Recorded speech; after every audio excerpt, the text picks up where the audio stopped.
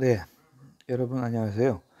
오늘은 9주차 강의 소프트웨어 공학에 대해서 학습해 보도록 하겠습니다. 이번 주에 학습할 내용 확인해 보도록 할게요. 자, 소프트웨어 위기와 소프트웨어 공학의 출현 배경을 이해하고 시스템 개발 과정에 참여하는 사람들에 대해서 알아보도록 하겠습니다. 그리고 시스템 개발 단계를 이해하기 위해서 SDLC 소프트웨어 디벨롭먼트 라이프 사이클 모형 및 프로토타입 모형을 학습합니다. 그리고 프로젝트 관리의 개념을 이해하고 그 절차를 학습합니다. 자, 시스템 생명 주기 모형의 첫 단계인 시스템 분석의 중요성을 인식하고 그 다음에 시스템 분석 및 설계 방법론의 개괄적인 검토를 통해서 각 방법론에 갖고 있는 특징과 장단점을 학습합니다. 그리고 시스템 분석 단계에서 해야 하는 중요한 절차인 요구사항 분석의 세부 내용을 이해하도록 한다. 그리고 시스템 분석 및 설계 과정에서 산출되는 문서에 대해 알아보도록 하겠습니다. 자, 시스템 분석 설계는 사실 소프트웨어 공학에 포함되는 내용입니다. 따라서 소프트웨어 공학에 대해서 아는 것이 중요한 의미를 갖겠죠. 자, 소프트웨어 공학 하면 IEEE라고 하는 그런 단체에서는 소프트웨어의 개발, 운용, 유지보수, 그리고 생명이 다해서 파기할 때 이런 절차에 대한 체계적인 접근 방법을 소프트웨어 공학이라고 이렇게 규정을 해놨어요. 품질이 좋은 소프트웨어를 최소한의 비용을 가지고 계획된 일정에 맞춰서 개발하는 것, 이것 또한 소프트웨어 공학의 정의라고 할 수 있겠습니다. 자, 이런 소프트웨어 공학은 네 가지 계층 구조를 갖는데요. 여러분 앞에서도 그 개발 방법론 하면서 배웠던 도구나 방법론이나 프로세스 같은 것 이외에 기본적으로 좋은 품질을 갖고 있어야 되겠죠. 그래서 품질과 프로세스와 방법론과 도구로 하는 이런 계층 구조를 갖습니다. 자, 그러면 앞에서 제일 위에 있는 도구라고 하는 계층 구조에 대해서 살펴보도록 하겠습니다. 자, 도구라 하면 프로그램 개발 과정에서 사용되는 여러 가지 방법들을 자동화해 놓은 것입니다. 그래서 일반적으로 케이스 하면 이것은 소프트웨어 개발 전체 단계를 지원하는 대표적인 도구가 되겠죠. 자, 그 다음에 방법론이 있었죠. 방법론 계층은 소프트웨어를 구축하기 위한 여러 가지 다양한 방법들을 제공해 주는데요. 프로세스를 중심으로 하는 방법론도 있겠고, 자료를 중심으로 하는 방법론도 있겠고, 객체를 중심으로 하는 객체 지향 방법론도 있습니다. 자, 먼저 프로세스를 중심으로 하는 프로세스 중심 방법론에 대해서 살펴보면요. 이 프로세스 중심 방법론은 자료의 변환 과정과 그다음에 프로세스를 강조를 해서 그 프로그램을 개발하는 방법이 되겠습니다. 그리고 두 번째로 자료 중심 방법론이라 함은 프로그램을 개발할 때 사용할 자료가 있을 거 아닙니까? 그런 자료를 먼저 규명을 하고 자료와 자료 간에는 어떤 관계가 있는지를 분석한 다음에 자료 구조를 중심으로 프로세스 구조를 고안하는 방법이 되겠어요. 세 번째, 객체 지향 방법론이 있는데요. 이것은 객체라는 것으로 여러 가지가 되겠죠. 객체라는 것은 프로그램을 구성하는 그 요소들이 될 수 있는데요. 데이터도 객체가 될 수 있겠고요. 이런 객체를 캡슐화함으로써 좀 더 쉽게 프로세스를 모듈화하고 정보를 은닉하고 그다음에 코드를 재사용함으로써 효율성을 높일 수 있는 그런 방법을 우리가 객체 지향 방법론이라고 이렇게 합니다. 그래서 프로세스 중심의 그 방법론과 자료 중심의 방법론의 장점만을 묶어서 이렇게 사용하는 방법론입니다. 요즘 프로그램을 작성할 때는 이 객체 지향 방법론을 적용하는 경우가 많죠. 자, 앞에서도 여러 번 나왔던 프로세스 또는 프로시디어, 이런 절차라는 것은 무엇인가? 절차라 하면, 프로세스라 하면 소프트웨어 개발에 필요한 작업 이름, 작업 내용, 그 다음에 결과물, 절차, 지시사항, 이런 것들을 작업과 작업, 잡과 잡, 태스크와 태스크 사이의 선후 관계와 더불어 나타낸 것을 우리가 프로세스라고 합니다. 그래서 네 가지 영역으로 구분되는데요. 소프트웨어 명세, 소프트웨어 개발, 소프트웨어 검증, 소프트웨어 진화. 그래서 명계검진이 되겠습니다. 명세, 개발, 검증, 진화. 그래서 명계검진 이렇게 알아두시면 되겠어요. 자, 그 다음에 제일 소프트웨어 공학 계층 구조 중에 최하위 계층이었죠. 품질이 있었습니다. 이 품질이라 하면 소프트웨어 품질을 평가하는 기준을 한번 살펴보도록 하겠습니다.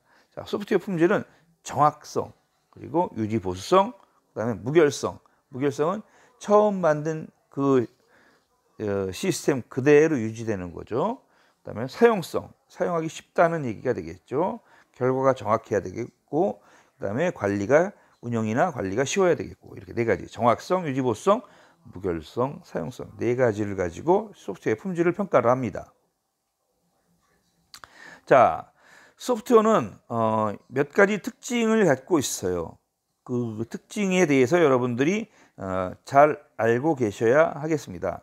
자, 먼저 논리성, 형상이 없고 물리적이지 않다라는 얘기죠. 소프트웨어는 눈에 보이지 않습니다. 잘.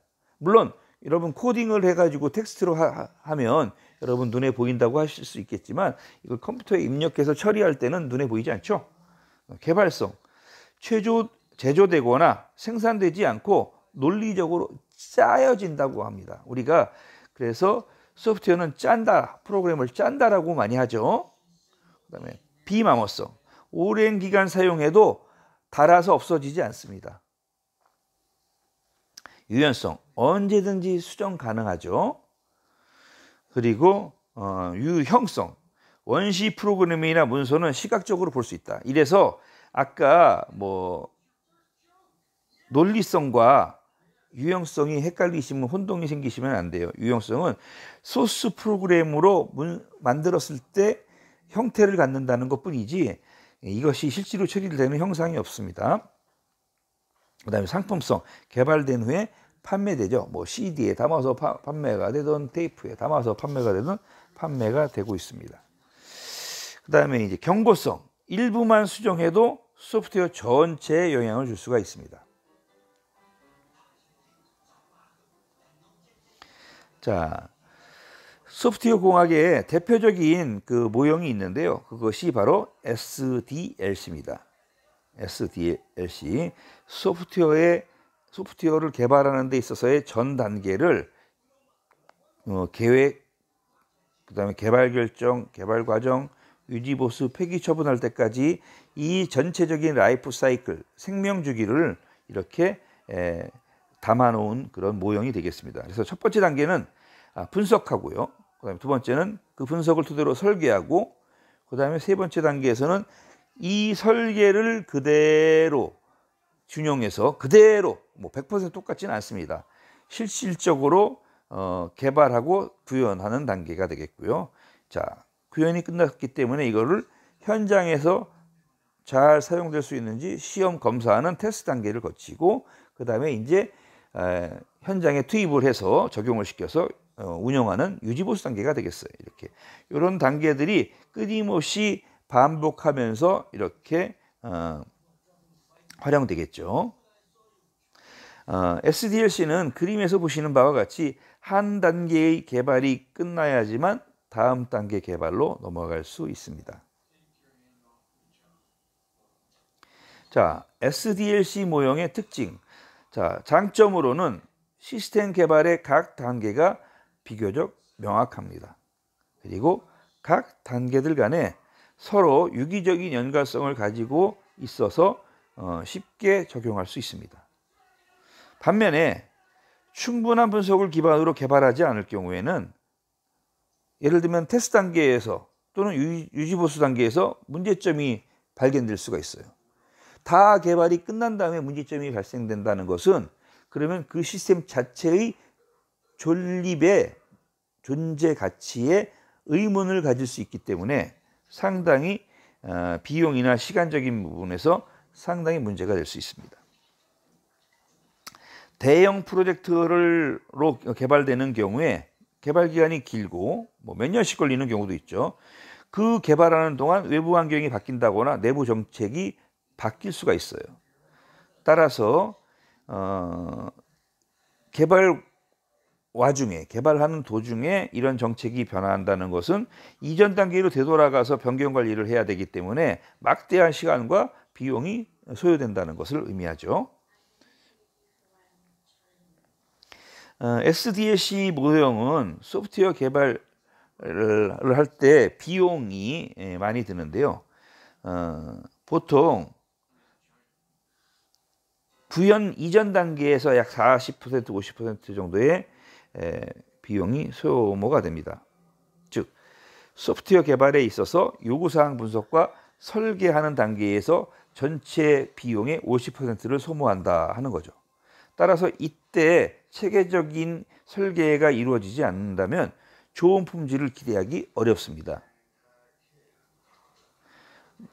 시스템 SDLC 모형의 마지막 단계라고 할 수 있는 유지보수 단계에서 오류가 발생하게 된다면 더 많은 추가 비용이 발생하기 때문에 많은 돈을 들여서라도 처음부터 탄탄하게 구체적으로 꼼꼼하게 이렇게 다져나가기 시작하는 거죠. 자, 일반적인 시스템은 입력과 그 다음에 이것을 처리해서 출력, 결과로 나타나게 되어 있는데요. 컴퓨터에 의해 처리가 가능한 형태로 자료를 변환해서 입력을 하고 그 자료를 저장하고 그 다음에 처리한 다음에 처리된 결과를 다시 재가공해서 필요한 시점에 정보를 출력할 수 있도록 이렇게 설계되고 구현됩니다. 자, 시스템 개발에 참여하는 인력을 살펴보면 자, 전체적인 그 시스템 개발 전 주기에 걸쳐서 어떤 사람들이 반드시 필요한 사람들이 있죠. 뭐냐요? 자, 먼저 시스템을 조직하는 팀원이나 인적 자원들을 관리하는 조직 전문가가 있고요. 그 다음에 데이터베이스 전문가가 필요하고 프로그래밍을 해야 되는 프로그래머가 필요하고요. 그 다음에 이런 전체적인 프로젝트를 관리하는 관리자가 필요하고 그 다음에 초기에 시스템을 분석하고 그 수요자 또는 소비자의 요구사항 같은 것을 분석하는 시스템 분석가가 있어야 되겠고요. 그 다음에 사용하면서 시스템에 대한 관리를 하는 시스템 관리자가 필요하겠죠. 이렇게 대략 5가지, 6가지의 참여 인력이 요구되고 있습니다. 자, 기본적인 아까 앞에서 본 SDLC 모형은 사실 이 폭포수 모형하고 굉장히 유사하죠. 왜 그러냐면 이 폭포수 모형이 바로 현재도 가장 많이 사용되고 있는 소프트웨어 개발 모형이기 때문에 그렇습니다. 자, 폭포수 모형의 개발 단계 첫 번째 단계는 분석 단계입니다. 이 분석 단계는 시스템이 갖춰야 할 기능이 무엇인가를 정의하는 단계가 되겠어요. 따라서 시스템의 어떤 전체 영역에 포함되어야 할 업무들을 여기서 정의하고 규정합니다. 어떻게 처리할 것인가 라는 관점보다는 무엇을 처리할 것인가에 초점을 맞추고 접근하게 되겠죠. 두 번째 단계는 이제 설계하는 단계입니다. 요 단계에서는 분석 단계에서 산출된 문서를 바탕으로 소프트웨어를 기술적으로 어떻게 구현할 것인가, 구현의 목표를 두고 설계하는 단계죠. 따라서 기술적인 고려사항들을 반영해서 최적의 대안을 찾는 그런 과정이 되겠습니다. 자, 이렇게 설계가 맞춰지면 그 설계를 바탕으로 구현을 하는데요. 즉 개발을 하는 거죠. 이 개발 단계에서는 설계 문서를 바탕으로 직접 프로그램을 작성을 합니다. 통상적으로 이 단계에 많은 비용과 인력이 투입되고요. 앞에서 분석 과정에서 잘 분석된 결과를 바탕으로 최적의 설계가 이루어졌다면 이 구현 단계는 아주 쉬운, 아주 그냥 코딩하는 절차에 불과하겠죠. 자, 끝으로 이제 테스트를 하게 되는데요. 완성된 시스템을 테스트하기 위해서는 여러 가지 그 과정을 거치는데요. 대부분 프로그램은 모듈별로 개발합니다. 따라서 개발되는 모듈 단위의 단위 모듈 테스트를 하고요. 그 다음에 이 모듈과 모듈이 서로 인터페이스해서 상호 유기적으로 연결되기 때문에, 결합되기 때문에 모듈과 모듈 사이의 인터페이스를 테스트하기 위한 통합 테스트가 이루어지고요. 그리고 현업에 적용해보는 그런 수용 테스트가 이루어지겠습니다. 그래서 단위 테스트, 통합 테스트, 수용 테스트 또는 검수죠. 검수. 이런 세 개의 테스트로 나누어서 진행을 합니다.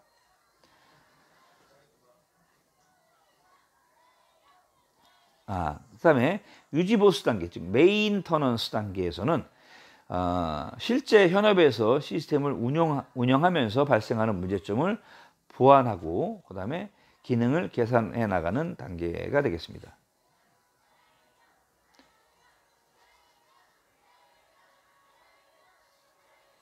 자, 이런 폭포수 모형이 갖고 있는 장점은 고전적인 방법론으로 적용 사례가 아주 많습니다.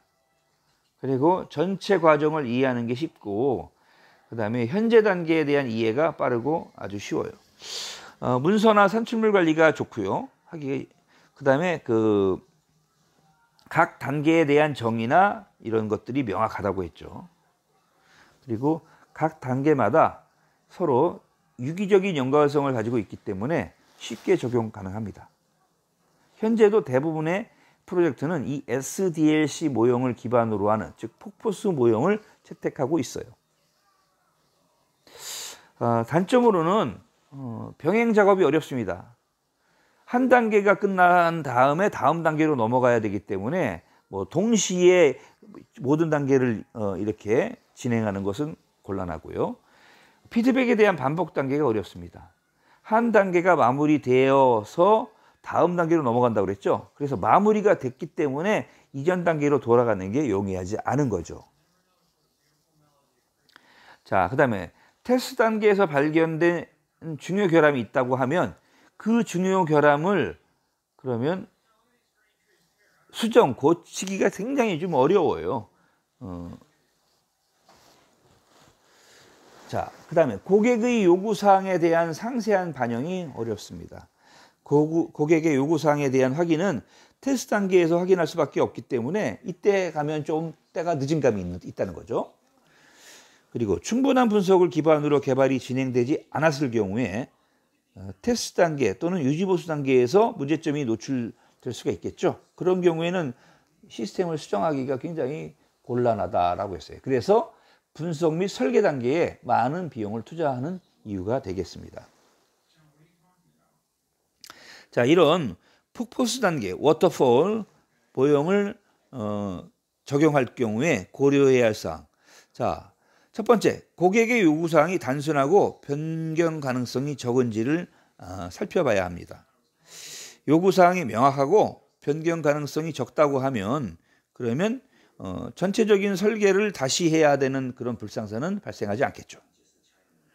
그다음에 프로젝트의 규모나 난이도가 높지 않은지를 살펴야 합니다. 프로젝트 규모가 작고 난이도가 낮다 하면 각 단계에서 실수를 할 가능성도 그만큼 적어지는 것이죠. 프로젝트 진행자가 경험한 적 있는 그런 분야의 프로젝트인지를 확인해야 합니다. 내가 한번 했던 일은 특히 실수가 다시 일어날 가능성을 줄일 수 있다는 면에서 프로젝트의 경험이 굉장히 프로젝트 진행자의 경험이 상당히 중요하죠. 그래서 유사 사업, 유사 프로젝트를 수행했던 경험에 대해서 상당히 중요시하는 것이죠. 각 단계가 종료되면 종료 후 나올 산출물과 결과가 명확한지를 우리가 고려해야 됩니다. 각 단계를 마칠 때마다 산출물이 나오고요. 그리고 결과가 명확히 나온다면, 그렇다면 단계별 종료에 대해서 확신을 가지고 다음 단계로 넘어갈 수가 있겠죠.